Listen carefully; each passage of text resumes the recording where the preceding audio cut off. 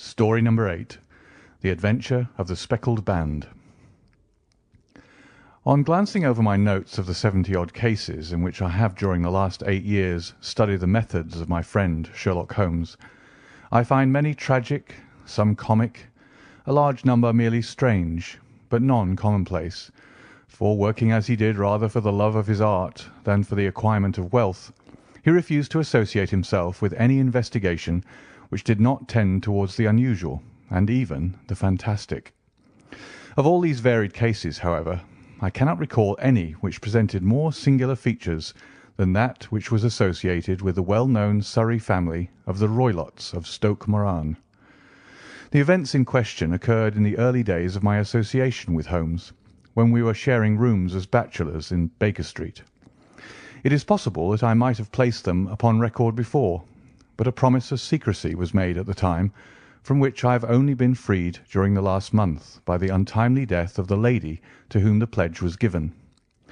It is perhaps as well that the facts should now come to light, for I have reasons to know that there are widespread rumours as to the death of Dr. Grimesby Roylott, which tend to make the matter even more terrible than the truth. It was early in April in the year '83 that I woke one morning to find Sherlock Holmes standing fully dressed by the side of my bed. He was a late riser, as a rule, and as the clock on the mantelpiece showed me that it was only 7:15, I blinked up at him in some surprise, and perhaps just a little resentment, for I was myself regular in my habits. "Very sorry to knock you up, Watson," said he, "but it's the common lot this morning. Mrs. Hudson has been knocked up. She retorted upon me, and I on you." "What is it, then? A fire?" "No, a client. It seems that a young lady has arrived in a considerable state of excitement, who insists upon seeing me. She is waiting now in the sitting-room. Now, when young ladies wander about the metropolis at this hour of the morning and knock sleepy people up out of their beds, I presume that it is something very pressing which they should have to communicate. Should it prove to be an interesting case, you would, I am sure, wish to follow it from the outset.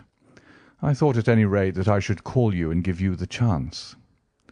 "My dear fellow, I would not miss it for anything." I had no keener pleasure than in following Holmes in his professional investigations, and in admiring the rapid deductions, as swift as intuitions, and yet always founded on a logical basis with which he unravelled the problems which were submitted to him. I rapidly threw on my clothes, and was ready in a few minutes to accompany my friend down to the sitting-room. A lady dressed in black and heavily veiled, who had been sitting in the window, rose as we entered.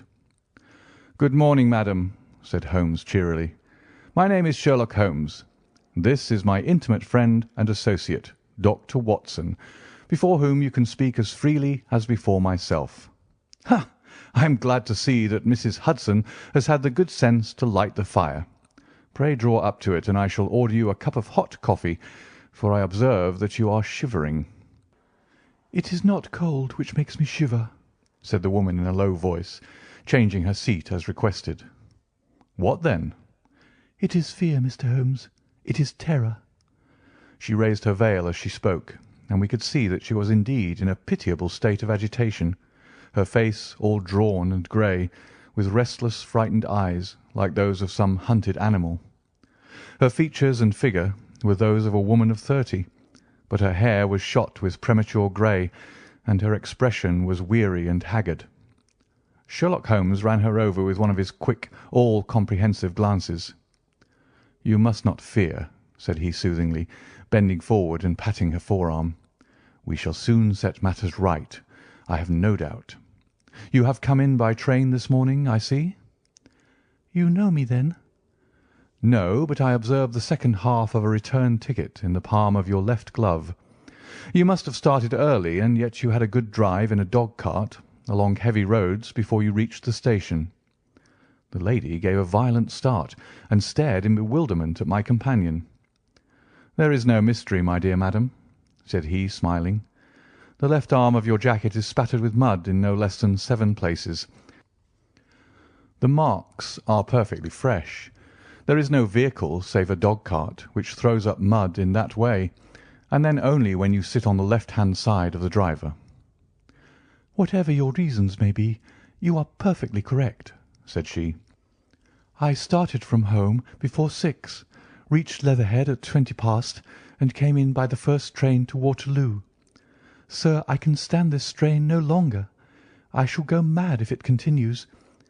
I have no one to turn to, none, save only one who cares for me, and he, poor fellow, can be of little aid. I have heard of you, Mr. Holmes. I have heard of you from Mrs. Farintosh, whom you helped in the hour of her sore need. It was from her that I had your address. Oh, sir, do you not think that you could help me too, and at least throw a little light through the dense darkness which surrounds me? At present it is out of my power to reward you for your services, but in a month or 6 weeks I shall be married, with the control of my own income, and then at least you shall not find me ungrateful."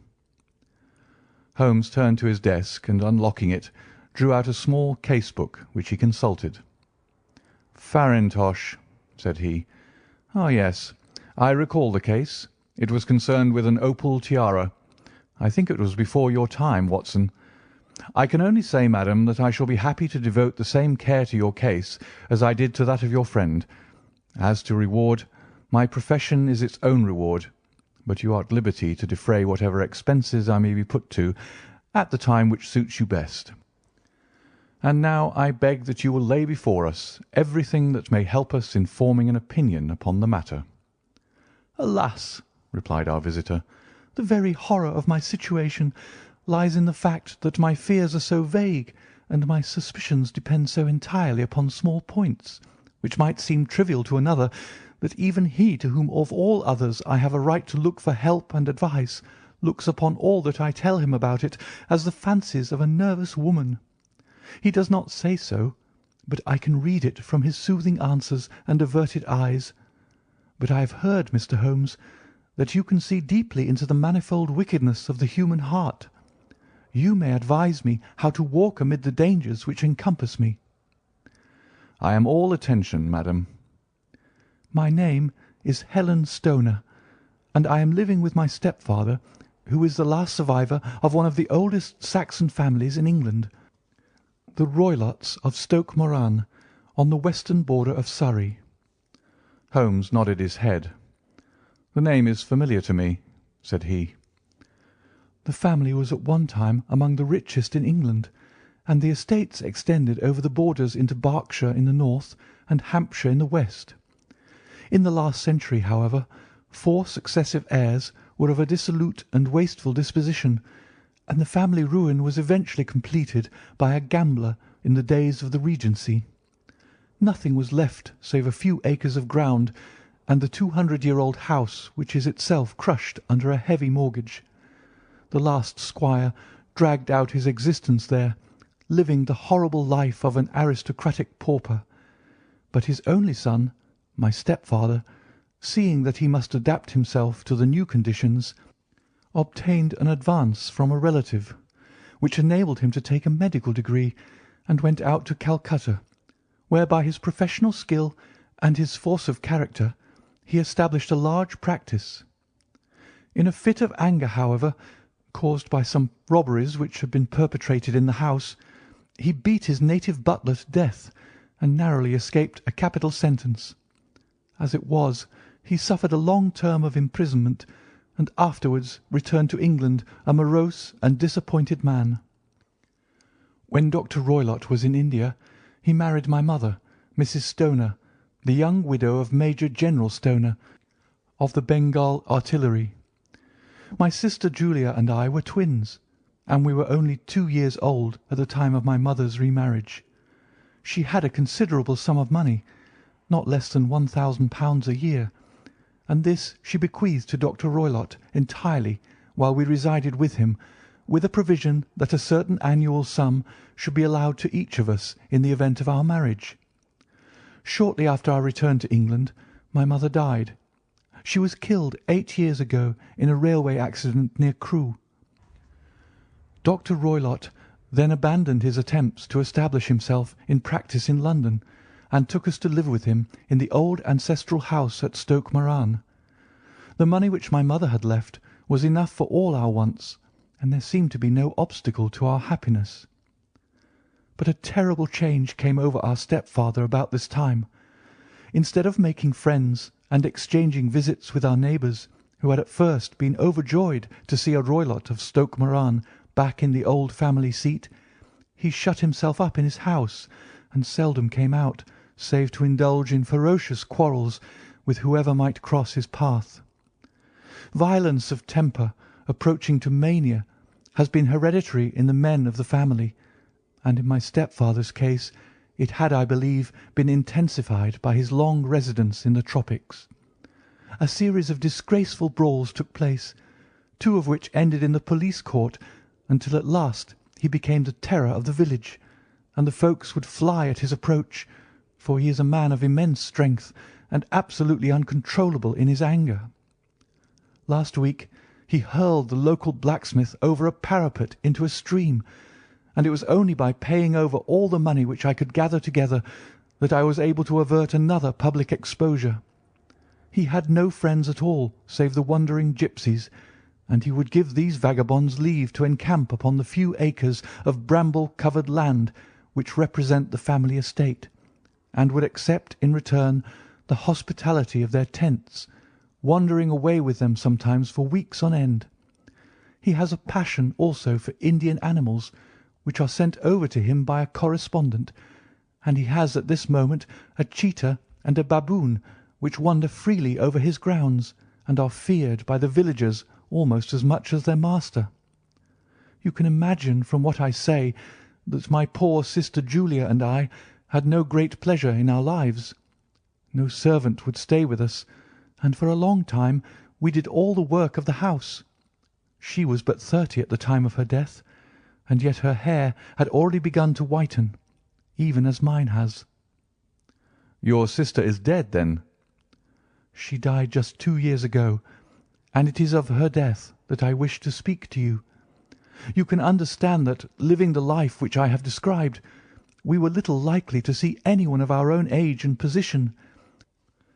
We had, however, an aunt, my mother's maiden sister, Miss Honoria Westphale, who lives near Harrow, and we were occasionally allowed to pay short visits at this lady's house.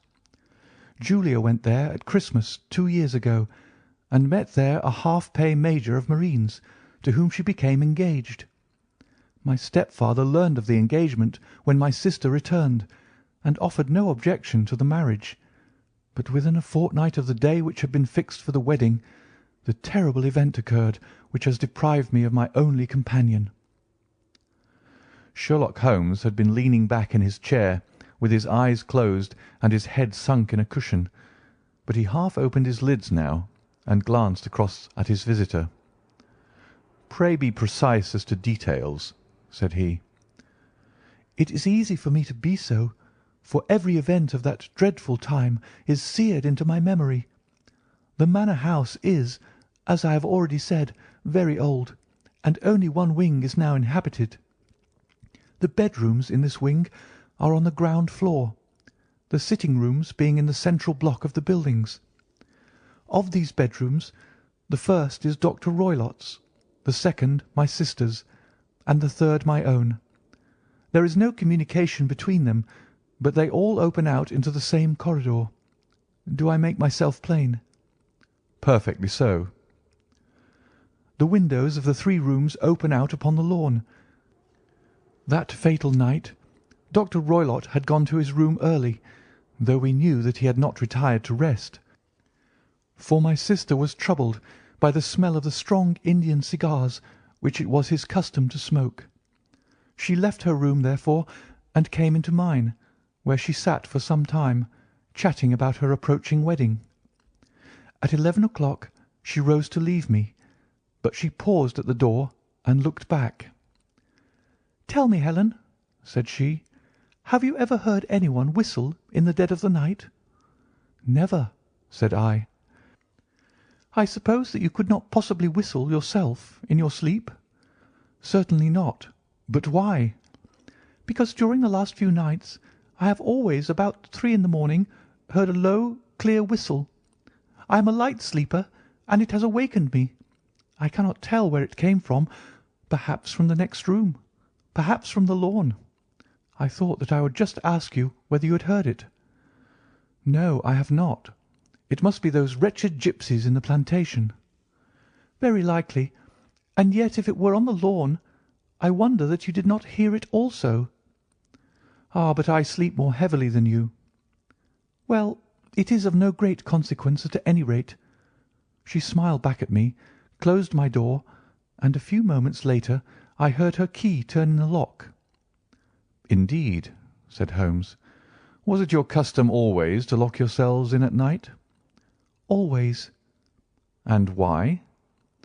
"I think that I mentioned to you that the doctor kept a cheetah and a baboon. We had no feeling of security unless our doors were locked." "Quite so. Pray proceed with your statement." "I could not sleep that night. A vague feeling of impending misfortune impressed me. My sister and I, you will recollect, were twins, and you know how subtle are the links which bind two souls which are so closely allied. It was a wild night. The wind was howling outside, and the rain was beating and splashing against the windows. Suddenly, amid all the hubbub of the gale, there burst forth the wild scream of a terrified woman. I knew that it was my sister's voice. I sprang from my bed, wrapped a shawl round me, and rushed into the corridor. As I opened my door, I seemed to hear a low whistle, such as my sister described, and a few moments later a clanging sound, as if a mass of metal had fallen. As I ran down the passage, my sister's door was unlocked and revolved slowly upon its hinges. I stared at it, horror-stricken, not knowing what was about to issue from it. By the light of the corridor lamp, I saw my sister appear at the opening, her face blanched with terror, her hands groping for help, her whole figure swaying to and fro like that of a drunkard.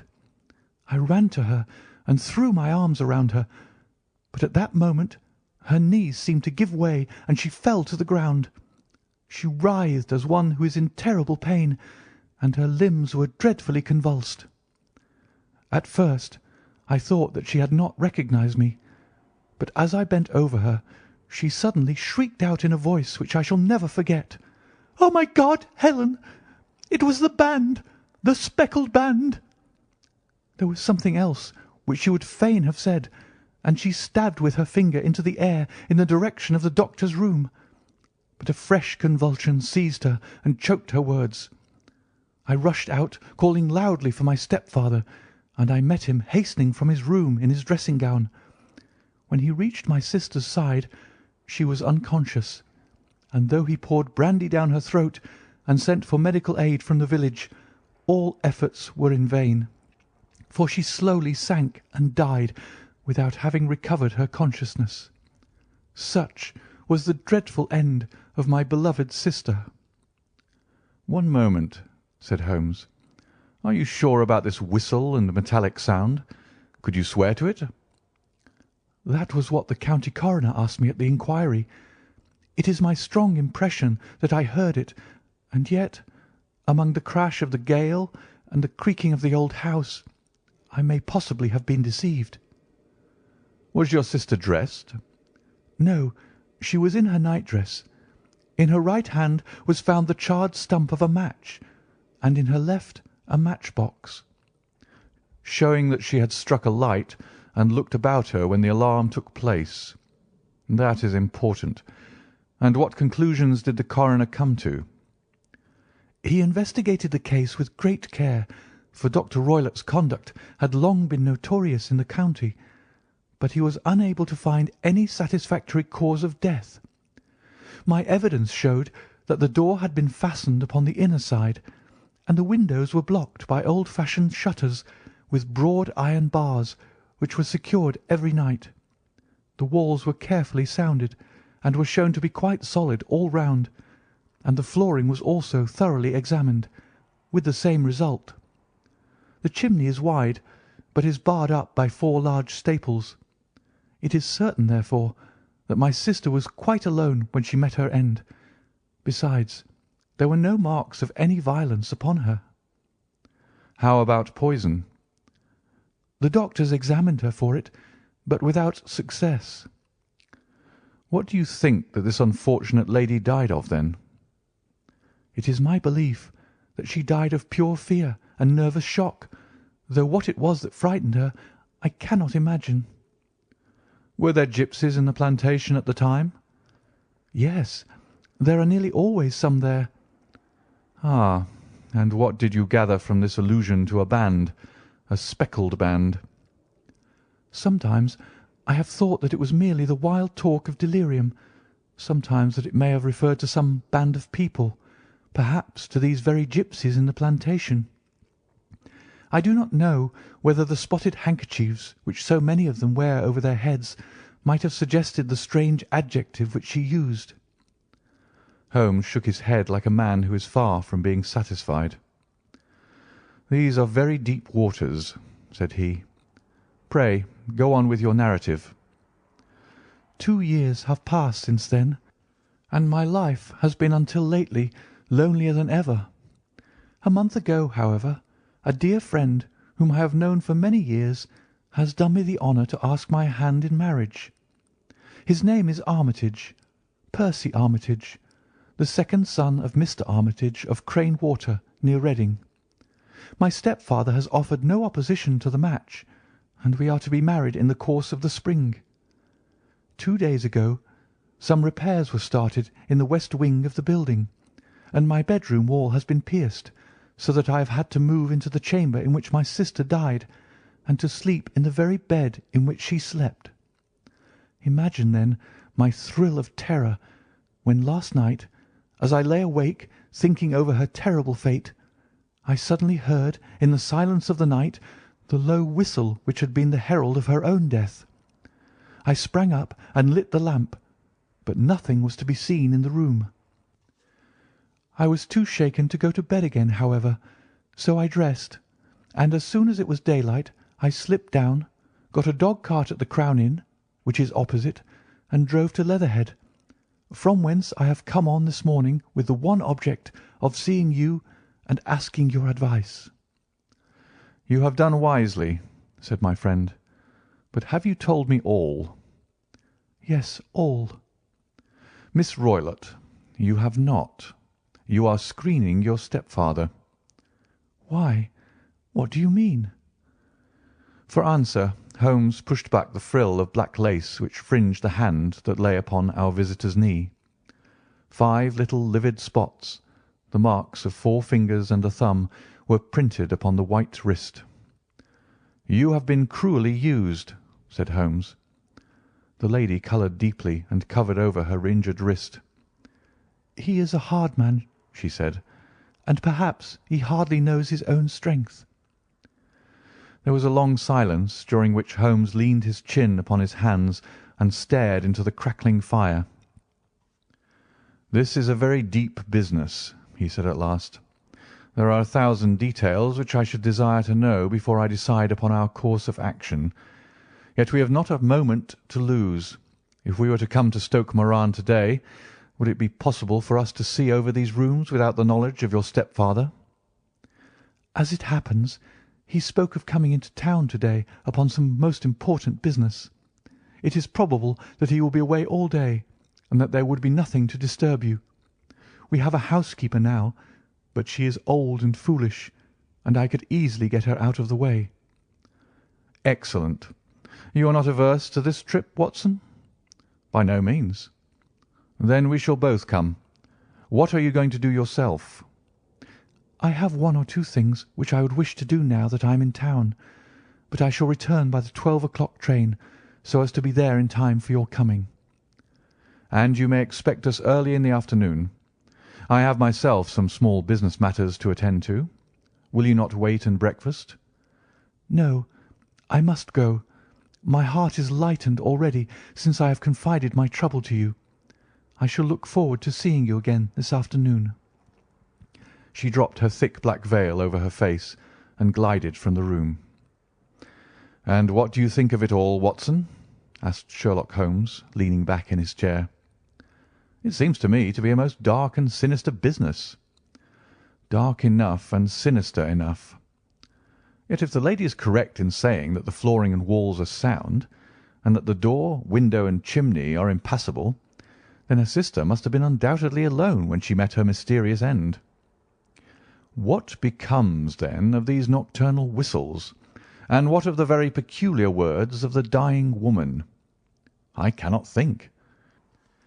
When you combine the ideas of whistles at night, the presence of a band of gipsies who are on intimate terms with this old doctor, the fact that we have every reason to believe that the doctor has an interest in preventing his stepdaughter's marriage, the dying allusion to a band, and finally the fact that Miss Helen Stoner heard a metallic clang, which might have been caused by one of those metal bars that secured the shutters falling back into its place, I think that there is good ground to think that the mystery may be cleared along those lines. But what then did the gipsies do? I cannot imagine.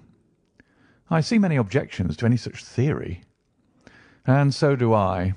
It is precisely for that reason that we are going to Stoke Moran this day.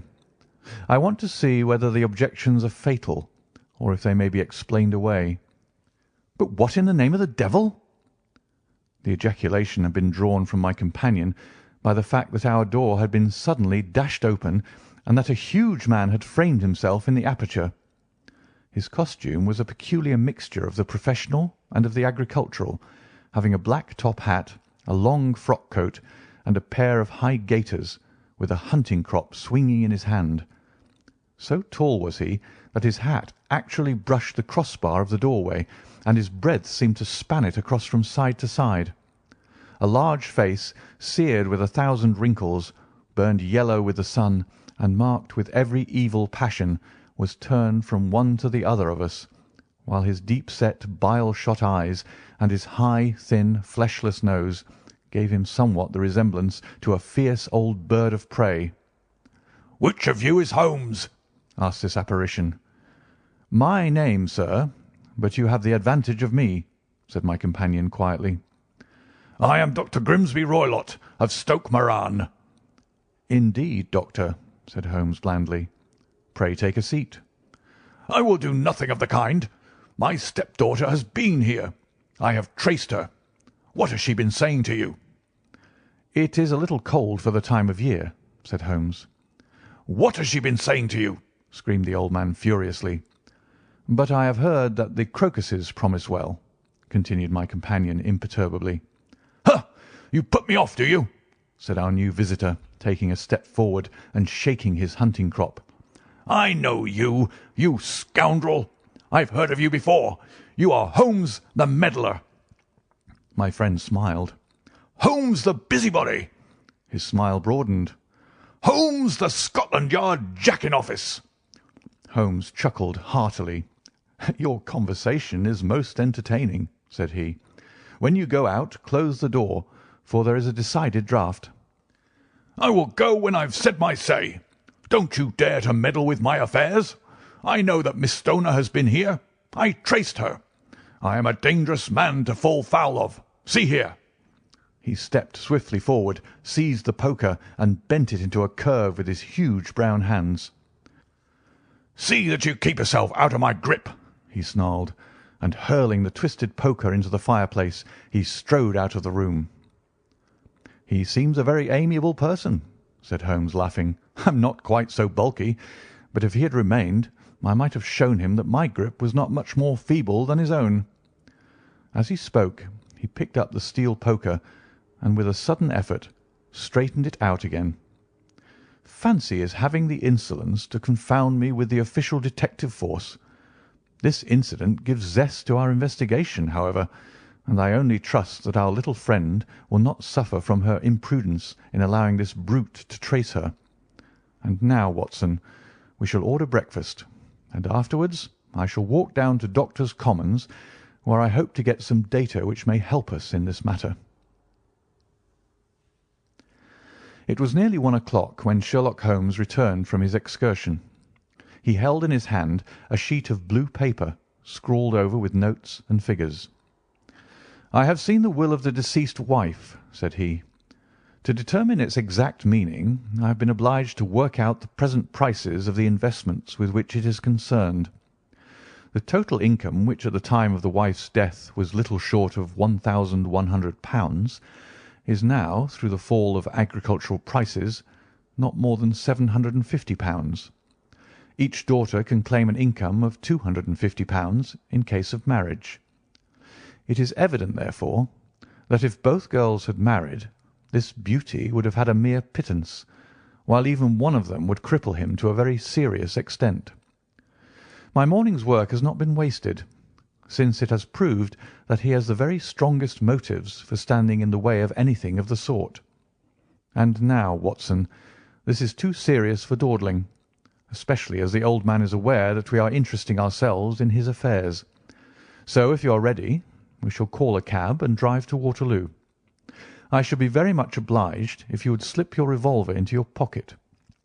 An Ely's No. 2 is in an excellent argument with gentlemen who can twist steel pokers into knots. That and a toothbrush are, I think, all that we need. At Waterloo we were fortunate in catching a train for Leatherhead, where we hired a trap at the station inn and drove for 4 or 5 miles through the lovely Surrey lanes. It was a perfect day, with a bright sun and a few fleecy clouds in the heavens. The trees and wayside hedges were just throwing out their first green shoots, and the air was full of a pleasant smell of the moist earth. To me, at least, there was a strange contrast between the sweet promise of the spring and this sinister quest upon which we were engaged. My companion sat in the front of the trap, his arms folded, his hat pulled down over his eyes, and his chin sunk upon his breast, buried in the deepest thought. Suddenly, however, he started, tapped me on the shoulder, and pointed over the meadows. "Look there," said he. A heavily timbered park stretched up in a gentle slope, thickening into a grove at the highest point. From amid the branches there jutted out the grey gables and high roof tree of a very old mansion.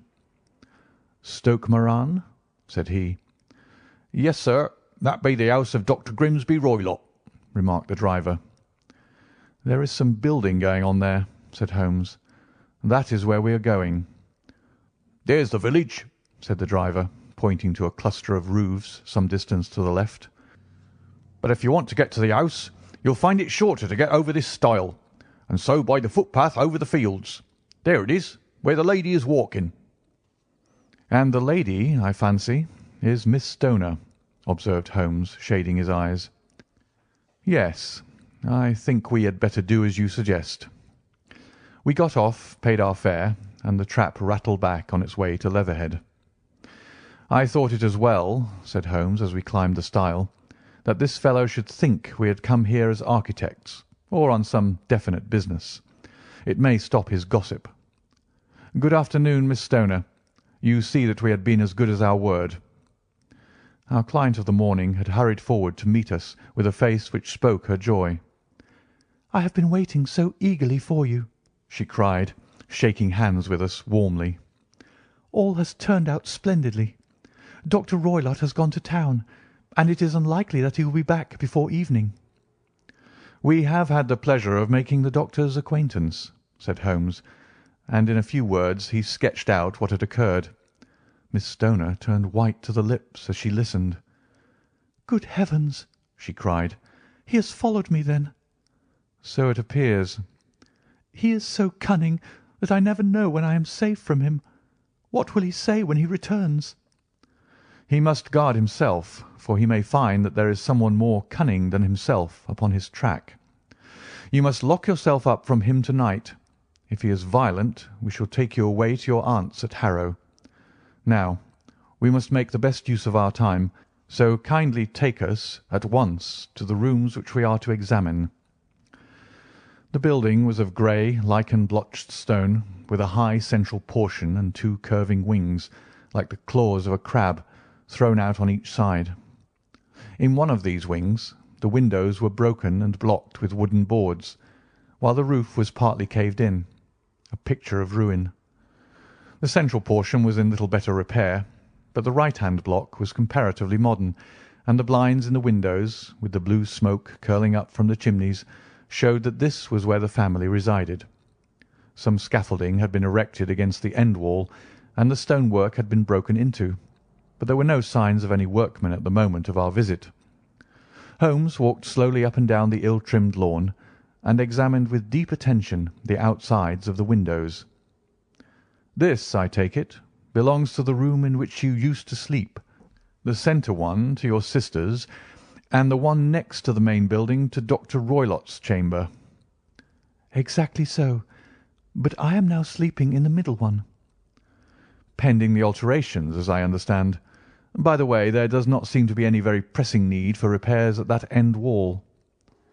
"There were none. I believe that it was an excuse to move me from my room." "Ah, that is suggestive. Now, on the other side of this narrow wing runs the corridor from which these 3 rooms open. There are windows in it, of course?" "Yes, but very small ones, too narrow for anyone to pass through." "As you both locked your doors at night, your rooms were unapproachable from that side. Now, would you have the kindness to go into your room and bar your shutters?" Miss Stoner did so, and Holmes, after a careful examination through the open window, endeavoured in every way to force the shutter open, but without success. There was no slit through which a knife could be passed to raise the bar. Then with his lens he tested the hinges, but they were of solid iron, built firmly into the massive masonry. "Hum," said he, scratching his chin in some perplexity. "My theory certainly presents some difficulties. No one could pass these shutters if they were bolted. Well, we shall see if the inside throws any light upon the matter." A small side door led into the whitewashed corridor from which the 3 bedrooms opened. Holmes refused to examine the 3rd chamber, so we passed at once to the 2nd, that in which Miss Stoner was now sleeping, and in which her sister had met with her fate. It was a homely little room, with a low ceiling and a gaping fireplace, after the fashion of old country houses. A brown chest of drawers stood in one corner, a narrow white counterpaned bed in another, and a dressing-table on the left-hand side of the window. These articles, with 2 small wicker-work chairs, made up all the furniture in the room, save for a square of Wilton carpet in the centre. The boards round and the panelling of the walls were of brown, worm-eaten oak, so old and discoloured that it may have dated from the original building of the house. Holmes drew one of the chairs into a corner and sat silent, while his eyes travelled round and up and down, taking in every detail of the apartment. "Where does that bell communicate with?" he asked at last, pointing to a thick bell rope which hung down beside the bed, the tassel actually lying upon the pillow. "It goes to the housekeeper's room." "It looks newer than the other things." "Yes, it was only put there a couple of years ago." "Your sister asked for it, I suppose?" "No, I never heard of her using it. We used always to get what we wanted for ourselves." "Indeed. It seemed unnecessary to put so nice a bell-pull there. You will excuse me for a few minutes while I satisfy myself as to this floor." He threw himself down upon his face with his lens in his hand, and crawled swiftly backward and forward, examining minutely the cracks between the boards. Then he did the same with the woodwork with which the chamber was panelled. Finally, he walked over to the bed, and spent some time in staring at it and in running his eye up and down the wall. Finally, he took the bell-rope in his hand and gave it a brisk tug. "Why, it's a dummy," said he. "Won't it ring?" "No, it is not even attached to a wire. This is very interesting. You can see now that it is fastened to a hook just above where the little opening for the ventilator is." "How very absurd! I never noticed that before." "Very strange," muttered Holmes, pulling at the rope. "There are 1 or 2 very singular points about this room. For example, what a fool a builder must be to open a ventilator into another room when, with the same trouble, he might have communicated with the outside, sir." "That is also quite modern," said the lady. "Done about the same time as the bell-rope?" remarked Holmes. "Yes, there were several little changes carried out about that time." "They seem to have been of a most interesting character. Dummy bell-ropes and ventilators which do not ventilate. With your permission, Miss Stoner, we shall now carry our researches into the inner apartment." Dr. Grimesby Roylott's chamber was larger than that of his stepdaughter, but was as plainly furnished. A camp bed, a small wooden shelf full of books, mostly of a technical character, an armchair beside the bed, a plain wooden chair against the wall, a round table, and a large iron safe were the principal things which met the eye. Holmes walked slowly round and examined each and all of them with the keenest interest. "What's in here?" he asked, tapping the safe. "My stepfather's business papers." "Oh, you have been inside, then?" "Only once, some years ago. I remember that it was full of papers." "There isn't a cat in it, for example?" "No. What a strange idea." "Well, look at this." He took up a small saucer of milk which stood on top of it. "No, we don't keep a cat, but there is a cheetah and a baboon." "Ah, yes, of course. Well, a cheetah is just a big cat, and yet a saucer of milk does not go very far in satisfying its wants, I dare say. There is one point which I should wish to determine." He squatted down in front of the wooden chair and examined the seat of it with the greatest attention. "Thank you. That is quite settled," said he, rising and putting his lens in his pocket. "Hullo! There is something interesting." The object which had caught his eye was a small dog lash hung on one corner of the bed. The lash, however, was curled upon itself and tied so as to make a loop of whipcord. "What do you make of that, Watson?" "It's a common enough lash, but I don't know why it should be tied." "That is not quite so common, is it? Ah me, it's a wicked world, and when a clever man turns his brains to crime it is the worst of all. I think that I have seen enough now, Miss Stoner, and with your permission we shall walk out upon the lawn." I had never seen my friend's face so grim or his brow so dark as it was when we turned from the scene of this investigation. We had walked several times up and down the lawn, neither Miss Stoner nor myself liking to break in upon his thoughts before he roused himself from his reverie. "It is very essential, Miss Stoner," said he, "that you should absolutely follow my advice in every respect." "I shall most certainly do so." "The matter is too serious for any hesitation. Your life may depend upon your compliance." "I assure you that I am in your hands." "In the first place, both my friend and I must spend the night in your room." Both Miss Stoner and I gazed at him in astonishment. "Yes, it must be so. Let me explain. I believe that this is the village inn over there." "Yes, that is the Crown."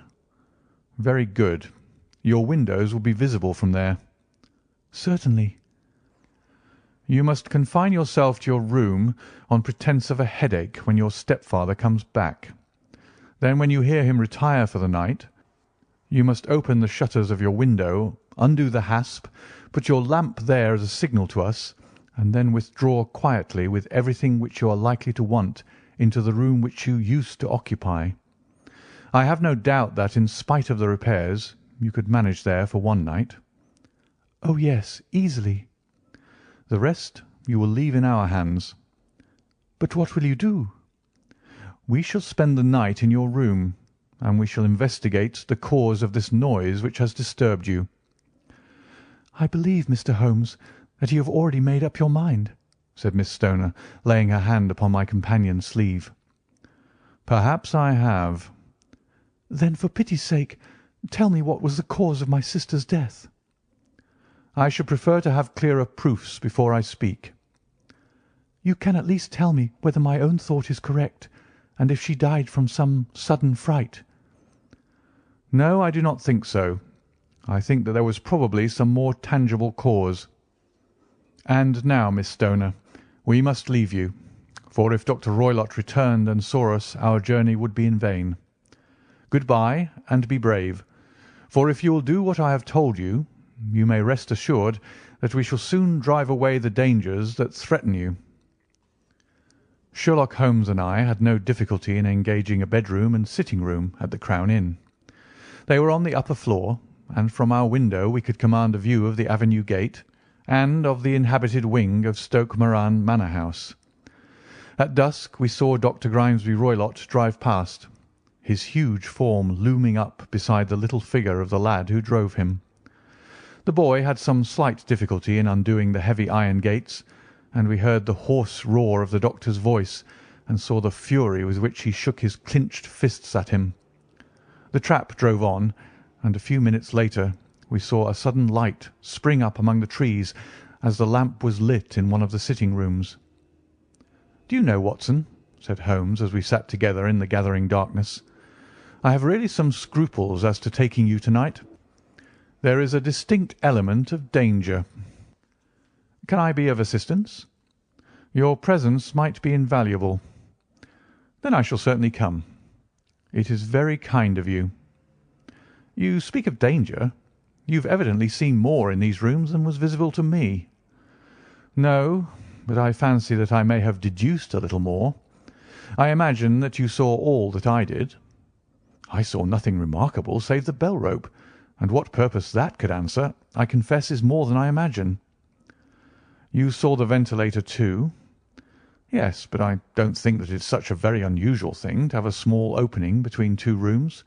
It was so small that a rat could hardly pass through." "I knew that we should find a ventilator before ever we came to Stoke Moran." "My dear Holmes." "Oh, yes, I did. You remember in her statement she said that her sister could smell Dr. Roylott's cigar. Now, of course, that suggested at once that there must be a communication between the two rooms. It could only be a small one, or it would have been remarked upon at the coroner's inquiry. I deduced a ventilator." "But what harm can there be in that?" "Well, there is at least a curious coincidence of dates. A ventilator is made, a cord is hung, and a lady who sleeps in the bed dies. Does not that strike you?" "I cannot as yet see any connection." "Did you observe anything very peculiar about that bed?" "No." "It was clamped to the floor. Did you ever see a bed fastened like that before?" "I can't say that I have." "The lady could not move her bed. It must always be in the same relative position to the ventilator and to the rope, or so we may call it, since it was clearly never meant for a bell pull." "Holmes," I cried, "I seem to see dimly what you are hinting at. We are only just in time to prevent some subtle and horrible crime." "Subtle enough and horrible enough. When a doctor does go wrong, he is the first of criminals. He has nerve and he has knowledge. Palmer and Pritchard were among the heads of their profession. This man strikes even deeper, but I think, Watson, that we shall be able to strike deeper still. But we shall have horrors enough before the night is over. For goodness' sake, let us have a quiet pipe and turn our minds for a few hours to something more cheerful." About 9 o'clock the light among the trees was extinguished, and all was dark in the direction of the manor house. 2 hours passed slowly away, and then suddenly, just at the stroke of 11, a single bright light shone out right in front of us. "That is our signal," said Holmes, springing to his feet. "It comes from the middle window." As we passed out he exchanged a few words with the landlord, explaining that we were going on a late visit to an acquaintance, and that it was possible that we might spend the night there. A moment later we were out on the dark road, a chill wind blowing in our faces, and one yellow light twinkling in front of us through the gloom to guide us on our sombre errand. There was little difficulty in entering the grounds, for unrepaired breaches gaped in the old park wall. Making our way among the trees, we reached the lawn, crossed it, and were about to enter through the window when out from a clump of laurel bushes there darted what seemed to be a hideous and distorted child, who threw itself upon the grass with writhing limbs and then ran swiftly across the lawn into the darkness. "My God!" I whispered. "Did you see it?" Holmes was for the moment as startled as I. His hand closed like a vice upon my wrist in his agitation. Then he broke into a low laugh and put his lips to my ear. "It is a nice household," he murmured. "That is the baboon." I had forgotten the strange pets which the doctor affected. There was a cheetah, too. Perhaps we might find it upon our shoulders at any moment. I confess that I felt easier in my mind when, after following Holmes's example and slipping off my shoes, I found myself inside the bedroom. My companion noiselessly closed the shutters, moved the lamp onto the table, and cast his eyes round the room. All was as we have seen it in the daytime. Then, creeping up to me and making a trumpet of his hand, he whispered into my ear again so gently that it was all that I could do to distinguish the words. "The least sound would be fatal to our plans." I nodded to show that I had heard. "We must sit without light. He would see it through the ventilator." I nodded again. "Do not go asleep. Your very life may depend upon it. Have your pistol ready in case we should need it. I will sit on the side of the bed, and you in that chair." I took out my revolver and laid it on the corner of the table. Holmes had brought up a long, thin cane, and this he placed upon the bed beside him. By it he laid the box of matches and the stump of a candle. Then he turned down the lamp, and we were left in darkness. How shall I ever forget that dreadful vigil? I could not hear a sound, not even the drawing of a breath, and yet I knew that my companion sat open-eyed within a few feet of me, in the same state of nervous tension in which I was myself. The shutters cut off the least ray of light, and we waited in absolute darkness. From outside came the occasional cry of a night bird, and once at our very window a long-drawn cat-like whine, which told us that the cheetah was indeed at liberty. Far away we could hear the deep tones of the parish clock, which boomed out every quarter of an hour. How long they seemed, those quarters! 12 struck, and 1, and 2, and 3, and still we sat waiting silently for whatever might befall. Suddenly there was the momentary gleam of a light up in the direction of the ventilator, which vanished immediately, but was succeeded by a strong smell of burning oil and heated metal. Someone in the next room had lit a dark lantern. I heard a gentle sound of movement, and then all was silent once more, though the smell grew stronger. For half an hour I sat with straining ears. Then suddenly another sound became audible, a very gentle, soothing sound, like that of a small jet of steam escaping continually from a kettle. The instant that we heard it, Holmes sprang from the bed, struck a match, and lashed furiously with his cane at the bell-pull. "You see it, Watson?" he yelled. "You see it?" But I saw nothing. At the moment when Holmes struck the light, I heard a low, clear whistle, but the sudden glare flashing into my weary eyes made it impossible for me to tell what it was at which my friend lashed so savagely. I could, however, see that his face was deadly pale and filled with horror and loathing. He had ceased to strike, and was gazing up at the ventilator, when suddenly there broke from the silence of the night the most horrible cry to which I have ever listened. It swelled up louder and louder, a hoarse yell of pain and fear and anger, all mingled in the one dreadful shriek. They say that away down in the village, and even in the distant parsonage, that cry raised the sleepers from their beds.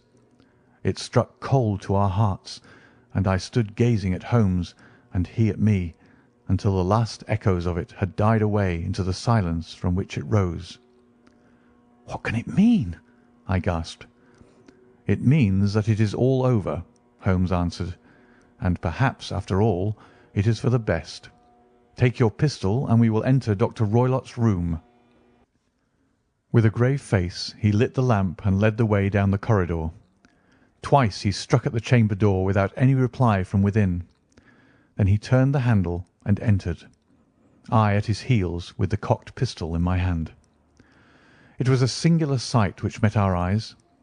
On the table stood a dark lantern with the shutter half open, throwing a brilliant beam of light upon the iron safe, the door of which was ajar. Beside this table, on the wooden chair, sat Dr. Grimesby Roylott, clad in a long grey dressing-gown, his bare ankles protruding beneath, and his feet thrust into red heelless Turkish slippers. Across his lap lay the short stock with the long lash which we had noticed during the day.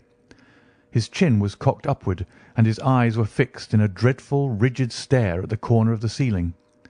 Round his brow he had a peculiar yellow band with brownish speckles, which seemed to be bound tightly around his head.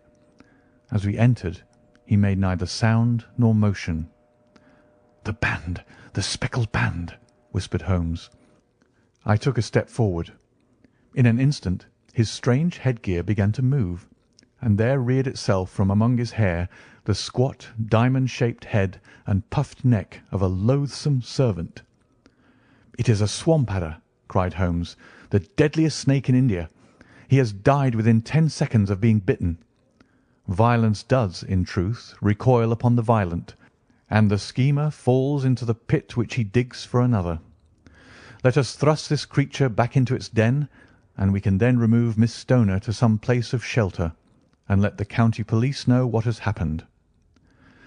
As he spoke, he drew the dog whip swiftly from the dead man's lap, and throwing the noose round the reptile's neck, he drew it from its horrid perch, and carrying it at arm's length, threw it into the iron safe, which he closed upon it.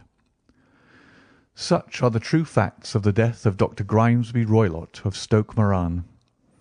It is not necessary that I should prolong a narrative which has already run to too great a length by telling how we broke the sad news to the terrified girl, how we conveyed her by the morning train to the care of her good aunt at Harrow, of how the slow process of official inquiry came to the conclusion that the doctor met his fate while indiscreetly playing with a dangerous pet. The little which I had yet to learn of the case was told me by Sherlock Holmes as we travelled back next day. "I had," said he, "come to an entirely erroneous conclusion, which shows, my dear Watson, how dangerous it is always to reason from insufficient data. The presence of the gipsies, and the use of the word band, which was used by the poor girl no doubt to explain the appearance which she had caught a hurried glimpse of by the light of her match, were sufficient to put me upon an entirely wrong scent. I can only claim the merit that I instantly reconsidered my position when, however, it became clear to me that whatever danger threatened an occupant of the room could not come either from the window or the door. My attention was speedily drawn, as I have already remarked to you, to this ventilator, and to the bell rope which hung down to the bed. The discovery that this was a dummy, and that the bed was clamped to the floor, instantly gave rise to the suspicion that the rope was there as a bridge for something passing through the hole and coming to the bed. The idea of a snake instantly occurred to me, and when I coupled it with my knowledge that the doctor was furnished with a supply of creatures from India, I felt that I was probably on the right track. The idea of using a form of poison which could not possibly be discovered by any chemical test was just such a one as would occur to a clever and ruthless man who had had an Eastern training. The rapidity with which such a poison would take effect would also, from his point of view, be an advantage.